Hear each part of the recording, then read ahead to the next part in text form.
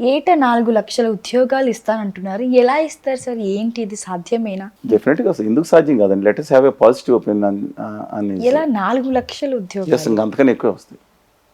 మార్గం ఉండాలి. ఒక ఎగ్జాంపుల్ ఏం లేదండి. మీకు థాయిలాండ్ చూసారు, చిన్న చిన్న ఇండస్ట్రీస్ ఉంటాయి. తైవాన్ మీరు చూడండి ఒకసారి, అన్ని యాన్సెల్ ఇండస్ట్రీస్ ఉంటాయి. ఆంధ్రప్రదేశ్లో అద్భుతమైన యువత ఉన్నారు. నా తెలంగాణ నా ఆంధ్రప్రదేశ్ నా తెలుగు జాతి అంటాను నేను. 14 కోట్ల మంది తెలుగు జాతి అన్న గొప్ప ఉత్కృష్టమైన దేశం. పోరాట పట్టి మొన్న కొమరం భీమ్ కానీ, అల్లూరి సీతారామరాజు కానీ, ఉయ్యాలవాడ నరసింహారెడ్డి కానీ, కన్నిగండి హనుమంతు కానీ, పోరాట యోధన మాల కన్నమనిడు కమాండర్ ఇన్ చీఫ్, ఒక ఆర్మీ కమాండర్ ఇన్ చీఫ్, దళితుని పెట్టిన ఒక గొప్ప జాతి. పోరాట స్ఫూర్తి ఉంది. అద్భుతం. సత్యనాథేళ్ళు గారు ప్రపంచంలో ఎక్కడికి వెళ్ళినా సాఫ్ట్వేర్ ఉండేది ఉంది. డొక్కా సీతం గారు లాంటి వాళ్ళు ఉన్నారు. ప్రపంచాన్ని కాపాడిన ఆరోమెసిన్ టెట్రాసైకిన్ ఇచ్చి ప్రపంచాన్ని కాపాడిన ఎల్లాప్రగడ సుబ్బారావు గారు అనేక మంది మహానుభావులు మన దేశాన్ని కాపాడారండి, ప్రపంచాన్ని కాపాడారండి. అందువలన సత్తా ఉంది. ఉద్యోగాలు అంటున్నారు. ఇవాళ రాయితీలు కనుక, ఇన్సెంటివ్స్ కనుక కేంద్ర ప్రభుత్వం ఏం చేసిందంటే దుర్మార్గంగా గుజరాత్ తరలించిన 9,60,000 కోట్ల ప్రాజెక్టులు ఇంప్లిమెంట్ అవుతున్నాయి. పైపులో ఉన్నాయండి గుజరాత్లో. ఆంధ్రప్రదేశ్లో 20,000 కోట్ల ప్రాజెక్ట్ వచ్చిందంటే ఎగిరికి ఎంత కింద పడిపోతారు కొంతమంది. 7,000 కోట్లు వచ్చిందంటే అదే బ్రహ్మాండం బదులైపోయింది అన్నారు. అందువలన దయచేసి గమనించమని చెప్పుకోతున్నా, ఇన్సెంటివ్స్ ఏదైతే ఉన్నాయో 100% అని చెప్పి ఆ గిఫ్ట్ సిటీ అని దాన్ని పట్టుకుపోతున్నారు మోడీ గారు. అంతకుముందు ధోలేరా సిటీ అంట, అంతకుముందు గాంధీనగర్ అన్ని పట్టుకెళ్తున్నారు.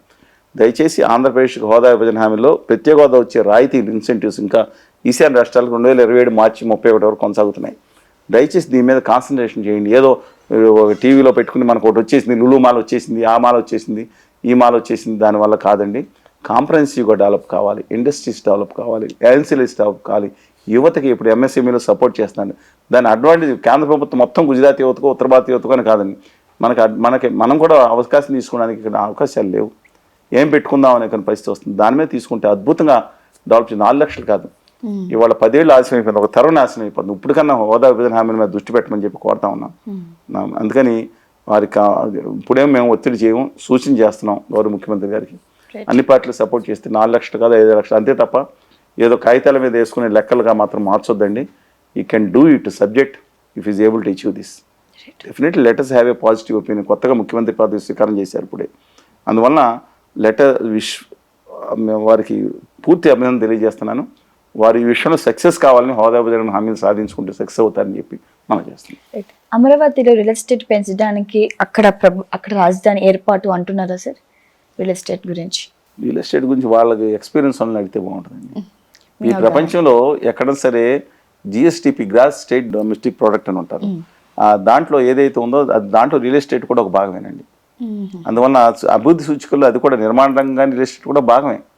నిర్మాణ రంగం కాకుండా అది భాగమే. కాబట్టి అది ఇవాళ అంటే వ్యాపారం లేను, దాంట్లో కూడా లేను, బట్ బాగా ప్రైసెస్ పెరిగి నేను చెప్తా ఉన్నాను. ఎందుకంటే 2018లో 20,000 ఉన్న గజం 2022 వచ్చేటప్పటికి 5,000, 7,000 పడిపోయింది. దానివల్ల అభివృద్ధి వచ్చిందని చెప్పను నేను. బట్ ఒక రాష్ట్ర ప్రభుత్వానికి 1 లక్షల కోట్ల రూపాయలు నిజంగా ఓ చోట దొరకడంలో 50,000, 70,000 కూడా ఏంటంటే 1,50,000, 2 లక్షలు కనుక ప్రభుత్వం రియల్ ఎస్టేట్ వ్యాపారం చేస్తుందంటే హుడా ప్లాట్లు లేఅవుట్ వేశారు సామాన్యులకి అని చెప్పి. అంతకుముందు వ్యాపారం చేసింది. అలాగే 2007-8 అనుకో రాజశేఖర రెడ్డి గారు ఉండగా విజయవాడ దగ్గర కూడా ఈ ల్యాండ్ పూలింగ్ చిన్న స్థాయిలో చేశారు. రియల్ ఎస్టేట్ వ్యాపారం కాకపోయినా అక్కడ నేను ఒకటే కోరుకుంటున్నాను, వాళ్ళు చేస్తే సామాన్యులకి, అన్ని వర్గాలకి ఆవాసం ఉండేటట్టు, లో ఇన్కమ్ గ్రూప్కి కూడా అవకాశం ఉండేటట్టు దాన్ని చేసుకుంటే వాళ్ళ ప్రభుత్వం తప్పే ఉందండి. దాన్ని డెవలప్ చేసుకోవచ్చు. మీరు చూసారు హైదరాబాద్లో వాళ్ళ వ్యాపారం చేసేది ఎవరండి? గోల్డెన్ మైల్ అని పథకం వేసి ఎకరం 100 కోట్లకి అమ్మింది. ఆ రియల్ ఎస్టేట్ వ్యాపారం చారిటీ చేసిందా తెలంగాణ ప్రభుత్వం? అదే ముఖ్యం కాకూడదు. అన్ని వర్గాల ప్రజలు అభివృద్ధి చేస్తే దాంట్లో భాగం ఉండాలి. జగన్ సంక్షేమ పథకాలు ఇచ్చాడు కానీ అభివృద్ధి చేయలేదని విమర్శించిన పవన్ చంద్రబాబు ఇప్పుడు అంతకంటే ఎక్కువ పెట్టిన పథకాలను మరి ఎలా చూడవచ్చు దీన్ని? అదే నేను చెప్పాను ఇంతకుముందు కూడా, కుప్ప కూలిపోయే పరిస్థితి కనిపిస్తుందా? అవి అమలు చేస్తే ఆలోచిద్దామండి. నేను అనేది ఒకటి. కానీ నమ్మకం ఉందా సార్ అమలు చేస్తారా? కేంద్ర ప్రభుత్వ సహకారం కనుక ఉంటే డెఫినెట్గా అమలు చేయడం, ప్రత్యేక హోదా విభజన హామీలు కనుక వస్తే అమలు చేసే అవకాశం కూడా ఉంటుంది. కానీ ఎక్కువ కాన్సన్ట్రేషన్ మిగతా దాని మీద పెట్టాలి. ఏదో హడావిడి చేసేస్తే వచ్చేసిందని చెప్పాను. పోలవరం ప్రాజెక్ట్స్ చాలా స్పిల్ డ్యామ్ అన్నీ అయిపోయినాయి. ఎత్తకం రాక్ ఫిల్ డ్యామ్ ఒకటే, అది చిన్నగా అది పెద్ద కట్టడం కాదండి. అది అంటే రాతి మట్టి కట్టడం, ఆనకట్ట కట్టేస్తారు, ముందు స్పిల్ అయిపోయింది. మిగిలిన ఇది కట్టేసి మన ప్రాజెక్ట్ కట్టేసి అని హడావిడి బాజా బయలు కొట్టుకునే తప్పకుండా మిగతా రిహాబిలేషన్ సెటిల్మెంట్ కేంద్ర ప్రభుత్వ శాఖ అంత 100% వాళ్ళ దగ్గర తీసుకుని సాధించుకోగలుగుతుంది. అలాంటివి చేయాల్సిన అవసరం ఉంది. అలాగే కోస్టల్ ఇండస్ట్రియల్ కారిడార్ పెట్టాలి. దాని మీద కాన్సన్ట్రేషన్ చేయాలి. మొత్తం 4 hubs ఎంతో మెయిన్ ఇచ్చారు, మిగతా 7 hubsకి ఎక్స్టెండ్ చేయమన్నారు. అలాగే రాయలసీమ ఉత్తరాంధ్రానికి నిధులు ఇవ్వాలి. ఇవన్నీ కూడా అమరావతి ఇవన్నీ కూడా చేసుకుంటే డెఫినెట్గా ఆర్థికంగా రాష్ట్రం డెవలప్ అవుతుంది. ఆర్థికంగా డెవలప్ అయినప్పుడు సంక్షేమ కార్యక్రమాలు చేయడం సాధ్యం అవుతుంది. హోదా విభజన హామీలు వస్తే కానీ కొన్ని లక్షల కోట్లు పరోక్షంగా ప్రత్యక్షంగా రాష్ట్రానికి లాభం జరుగుతుంది. రాహుల్ గాంధీ గారు ఇస్తా అన్నారు, కాంగ్రెస్ పార్టీ సంతకం ఈ పార్టీకి అయిపోయి ఉండేది, ఆంధ్రప్రదేశ్కి వచ్చేసేది. అందుకని రాదనేవాళ్ళు మరి పదే చెప్తాను, రాదనేవాళ్ళు ఇది ఒక ఇక ముగిసిన చాప్టర్ విభజన హామీలు అనేవాళ్ళు ఆంధ్రప్రదేశ్ ద్రోహులు, నయవంచుకులు వాళ్ళు. అవి గుజరాత్కి వెళ్ళి అక్కడ మోడీ గారు బంద్ చేసుకోమనండి, ఆంధ్రప్రదేశ్లో అనవసరం. ఆంధ్రప్రదేశ్ హక్కులకి ఆత్మగౌరవానికి వ్యతిరేకంగా ఉంటూ చేసేవాడు అనవసరం అండి. అంటే ఇక్కడ వద్దుండట్లేదు, అక్కడే బంద్ చేసుకోమని రమ్మంటున్నాను. అందువల్ల ఇది సాధ్యమే కానీ చాలా కష్టం. దాదాపు 3-4 లక్షల కోట్లు అదనంగా కావాల్సి ఉంటుంది వచ్చే 5 ఏళ్లలో. ఈ అవినీతిని జగన్మోహన్ రెడ్డి గారు ఇలా చేస్తారంటే పాత ప్రభుత్వం చేసే అవినీతిని తగ్గిస్తాం ఆయన మాట్లాడింది, సంపద సృష్టిస్తాం, అదే మాట వీళ్ళు మాట్లాడచ్చు. అంత ఈజీ కాదు. బట్ లెటర్స్ వెయిట్ అండ్ చేయండి. అభివృద్ధి మీద కాన్సన్ట్రేట్ చేయాలని కోరుతున్నాను. పదే కూడా చెప్తున్నాను. ఐఎమ్ విషింగ్ నేను చెప్తున్నాను చంద్రబాబు నాయుడు గారికి, ఆ ప్రభుత్వానికి విశేష తెలియజేస్తా. కనీసం ఈసారన్నా ఇప్పుడు కేంద్ర ప్రభుత్వం మీకు అవకాశం వచ్చింది కాబట్టి దాని మీద దృష్టి పెట్టమని చెప్పి కోరుతున్నాను. సో మరి ఇన్నిసార్లు మీరు చెప్తున్నా అభివృద్ధి చేస్తుంటే అమలు చేయాలన్నా కూడా బడ్జెట్ సరిపోదనే ప్రస్తావన వస్తుంది. మరి ఎలా అభివృద్ధి జరుగుతుంది? చెప్పాను కదండి, పదే కూడా చెప్తున్నా. విభజన హామీలు ప్రత్యేక హోదాతో సాధించుకుంటే ఆ ఇన్సెంటివ్స్ జరిగితే దాన్ని మల్టిపుల్ అవుతుంది. అసలు అపరిమితంగా దాదాపు 5-6 లక్షల సంవత్సరానికి 7 లక్షల ఉద్యోగాల కల్పన, దాని మీద వచ్చే ఇన్కమ్ ఇవన్నీ అద్భుతంగా డెవలప్ అవుతుంది. అందువల్ల దాని మీద కాన్సన్ట్రేట్ చేయాలని చెప్పి కోరుతా ఉన్నాను. సార్, కేంద్రంలో 18 మంది మంత్రులు ఉన్నా కూడా ఈ గాలి మోటార్ శాఖ అనేది ఏంటి? అసలు ఈ టాపిక్ గురించి మీరు మాకు కొంచెం వివరంగా చెప్పండి. ఆంధ్రప్రదేశ్ దాదాపు 36 మంది పార్లమెంట్ సభ్యులు ఉన్నారు. రాజ్యసభ లోక్సభ కలిసి లోక్సభలో 25 మంది సభ్యులు ఉంటే 21 స్థానాలు 25కి 20 స్థానాలు గత తాకట్టు పెట్టేశారని ఆంధ్రప్రదేశ్లో పాలకులందరూ గత 5 సంవత్సరాల నుంచి 10 సంవత్సరాల నుంచి అలాగే ఇచ్చారు. ఏ ప్రభుత్వం మోడీ గారు కాళ్ళ దగ్గరికి వెళ్ళి బంద్ చేయడం, ఆంధ్రప్రదేశ్ హక్కులు తాకట్టు పెట్టడమే ఎక్కువగా చేసిన బాధ్యత. ఏదో కొంతమంది అడుగుంటారు. ఇవాళ కూడా 25 మంది సీట్లు వాళ్ళకే ఉన్నట్టున్నాయండి. అందులో 18 సీట్లు యాక్చువల్గా తెలుగుదేశం అండ్ జనసేన, 3 బీజేపీ రావి ఉండొచ్చు. ఉత్తర భారతీయ జనతా పార్టీ వాళ్ళ సంగతి మనకు అనవసరం, వాళ్ళ పని వాళ్ళు చేసుకుంటుంటారు. ఆ 18 మంది సీట్లు వస్తే ఏమి ఇచ్చారని వాళ్ళ జేడీఎస్ చెప్పాను, 1 సీటు ఉన్న 1 సీటు 4 ఇచ్చి జనసేనకు 1 సీటు 1 మంత్రి పదవి కూడా పక్కన పెట్టండి. వీళ్ళకి కూడా ఏమి ఇచ్చారు? మీరు చెప్పిన గాలి మోటార్ శాఖ అంటే ఏరోప్లేన్ శాఖ, అందులో ఉన్నంతా లాగేశారు. ఎయిర్పోర్ట్లన్నీ అదాని గారికి వెళ్ళిపోయినాయి. చాలా వరకు ఉన్న ఏది ఎయిర్ ఇండియా కూడా అమ్మేశారు. ఎయిర్పోర్ట్ విశాఖపట్నం ఏదో అనుకుంటే అది ప్రైవేట్లో జరుగుతుంది. మిగతా వాళ్ళుగా ప్రైవేటీకరణ చేయడానికి రెడీగా పెట్టారు. విజయవాడ కూడా అమ్మకానికి సిద్ధం పెట్టారు. దానికోసం గాలి మోటార్ శాఖ మనకి ఎందుకండి? ఆ అశోక్ గజపతి గారికి ఇచ్చినప్పుడే ఆయనకి ఏమనుకున్నారు.